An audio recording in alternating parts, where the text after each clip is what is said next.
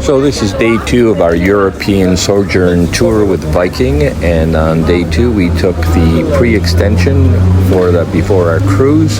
It's called the Bucharest Transylvania extension, and we're starting off leaving our hotel, which is the JW Marriott Grand Hotel in Bucharest, and we are driving on our bus, and you see the buses here, and that will take us up to Peles Castle, which is located in the little town of Sinaia.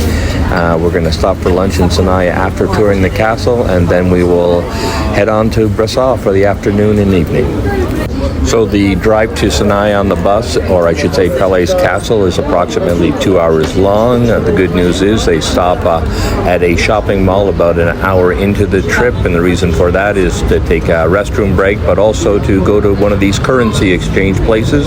They do not take the euro in Romania, so a number of us exchange some of our euros or American dollars, Canadian dollars, into lei. The exchange rate for the euro, I think, is 5 lei per euro, and for the Canadian dollar was 3.3.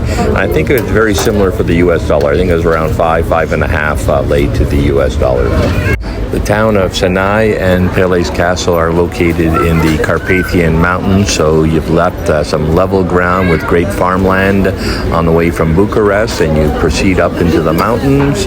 So it's a little bit cooler here than it is in Bucharest. I think Bucharest, we started off with about 25 degrees C, but it was only 20 degrees C in Sinaia, and at Peles Castle. A little bit overcast today, so it was actually quite comfortable. Really enjoyed the ride. The scenery was great, and our Viking tour guide was commentary all the way along, telling us about the history of the area, talking about communist rule and how they transitioned into a democracy, the fact that they're a NATO country. So quite knowledgeable, very pleased with the quality of the guide so far.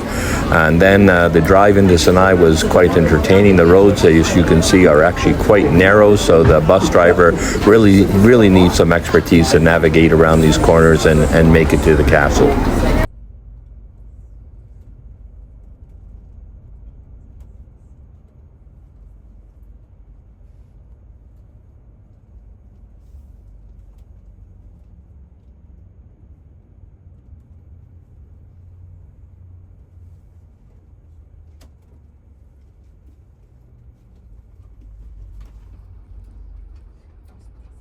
One of the things our guide told us is that under the communist rule, the Russians or the communists thought that hunting and things like this was bourgeoisie, so it really wasn't done.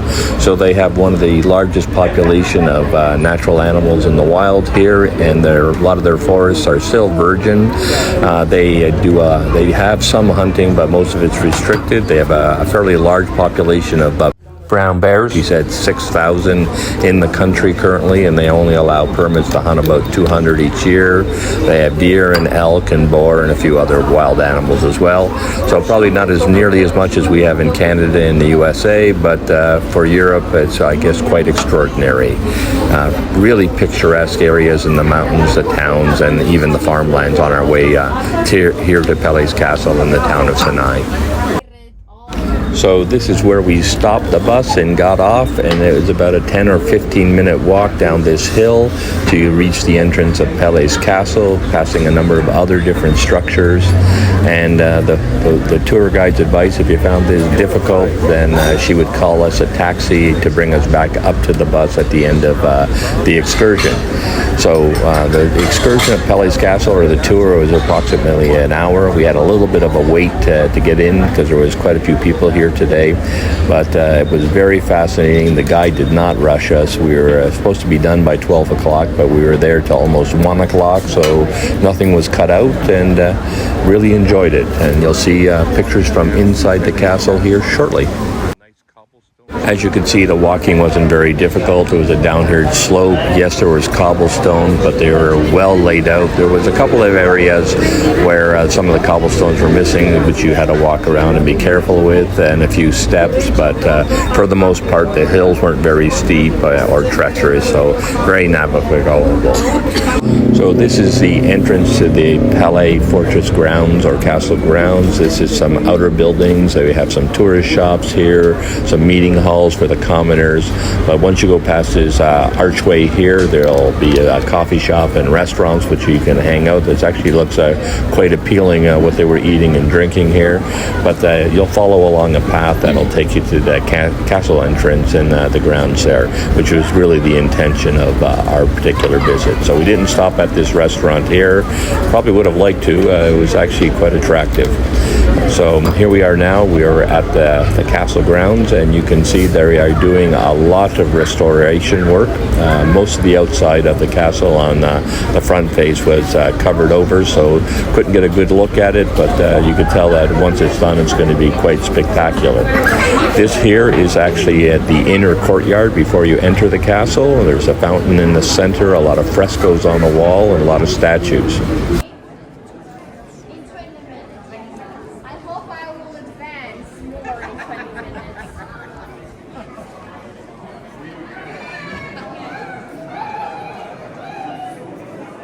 So the castle grounds are very interesting, and one thing is interesting about this particular castle, it was built by King Carl, I believe started in about the 1880s, and they did some upgrades in the early 1900s, and I believe its final restoration was in 1914.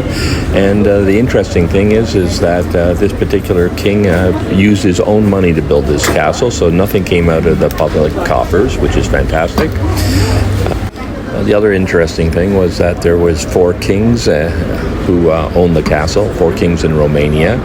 But after the Second World War, when Russia took over Romania as a satellite country and communism moved in, the castle was removed from the kings. They were basically, I think, removed out of the country, and the communists handled or had control of the castle. The good news is after Russia fell, and Romania returned to being a democracy and now part of NATO, the king's daughter, the last king's daughter, I think her name was Margaret, or is Margaret still alive? She retained or was able to get back the ownership of the castle, so now she does use it from time to time, certain aspects of it. She owns the ground and the building, but the interior artifacts are actually the property of the state. Beautiful fountain here. Unfortunately, they had to put a cover on the top. The one that was forced out of the castle by the communist King Michael. So he's the last. But the one who ordered the construction of the castle is the guy behind you. Oh, okay. His grand uncle, because Carol. It's spelled like Carol in English. So we're now on the inside of the castle. So one of the things we learned was that King Carl was actually brought to Romania from Germany. He was a prince in Germany, and they asked him, and I guess it was common at the time, to become the king of Romania. And he visited this area, and I believe this is part of Transylvania, fell in love with it, and decided to build his summer residence, this castle here. So the majority of the castle has a German feel. So this section with all the wood paneling and so forth really has that German sense of construction and sensibility to it, although other parts of the castle, which you'll see shortly, has some Italian influence and some Ottoman Empire influences as well.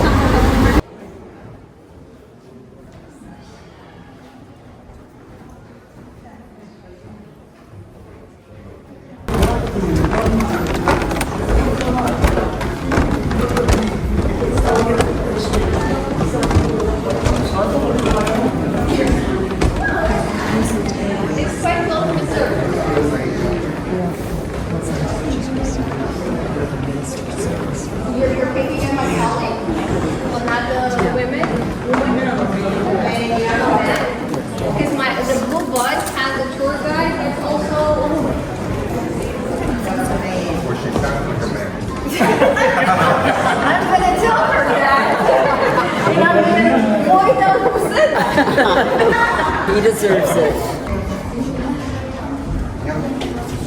Hai să fac aici o poză.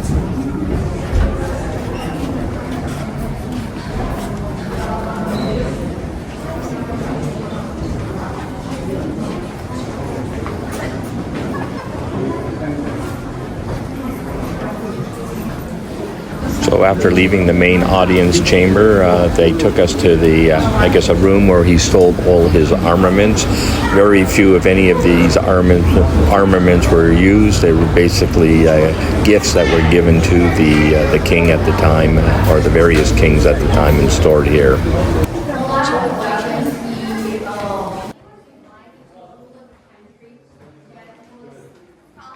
So our tour guide told us that not a lot of the castle construction has anything to have any influence of Romanian architecture. It's rather a variety of different influences from the rest of Europe.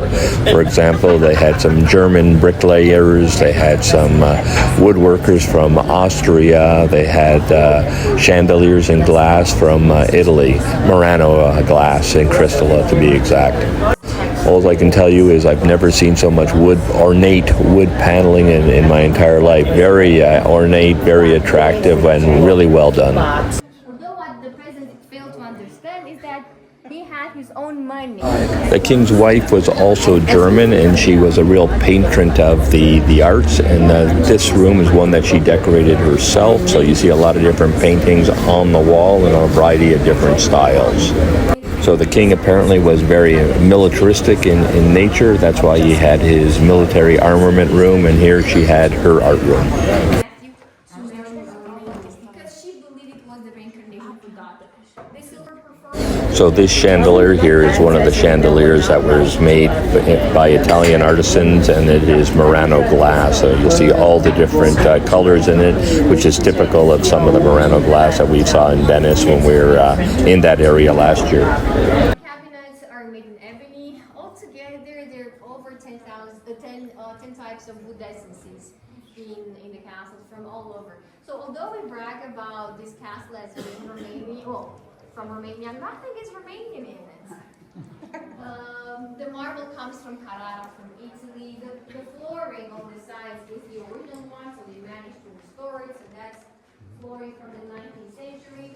The cabinets, besides being made out of ebony, they have semi-precious stones. They were used to store jewelry. Now they think of themselves as being jewelry. And now that the queen wanted from Japan, made out of porcelain, very thick, and it's called onion leaf. And they had to come up with ideas. This particular room was quite interesting because it was actually a lot smaller than it seemed. The walls were lined, however, with mirrors, and that really gave it a depth and a really large feeling. Off one of the antechambers here is also a room filled with Turkish designs, this particular room here, and it's influenced by the Ottoman Empire. And then they had a large dining area which could seat, I think, 36 people at the table, and I guess that is still used by the Princess Margaret, and that's what you see in this particular video right now. The food was brought to the floor with the dumbwaiter. So she's still regarded as a princess of Romania.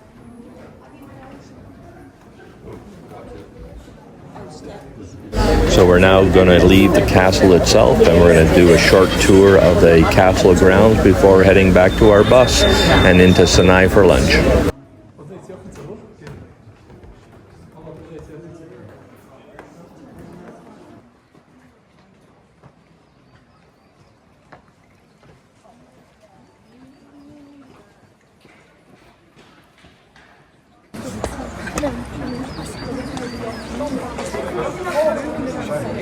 So we just finished the tour of Peles Castle, and now we're on the outside looking at the gardens. After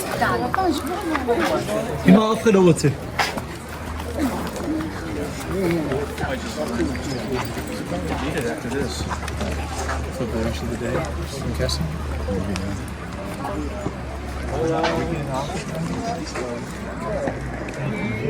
Magic, we're here. I think we're it.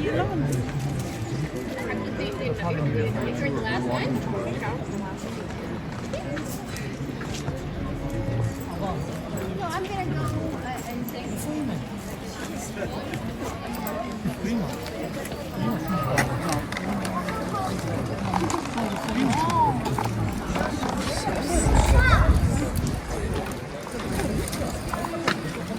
Look like they keep this up for you. Poți să mă uiți. Ești mai bun. Ești mai bun. E ca și cum ai. Dar eu să-mi uităm după dede. Hai, dacă n-ai.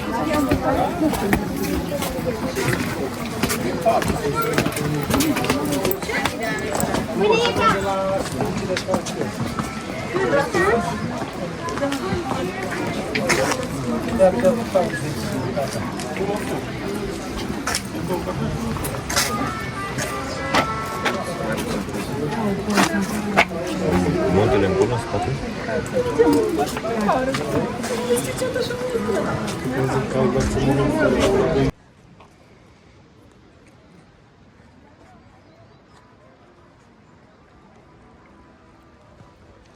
So now we're heading back to our bus, and this is the outside of the restaurant or bar area that we passed through earlier. I love the architecture and the walls. It's just a fascinating place. I wish we had a little more time that we could have actually sat out here and had a drink rather than go into Sinaia right away. But having the opportunity to pass through it was actually a pleasure. It was actually quite a beautiful setting, and I think a lot of the other tourists were really enjoying themselves here.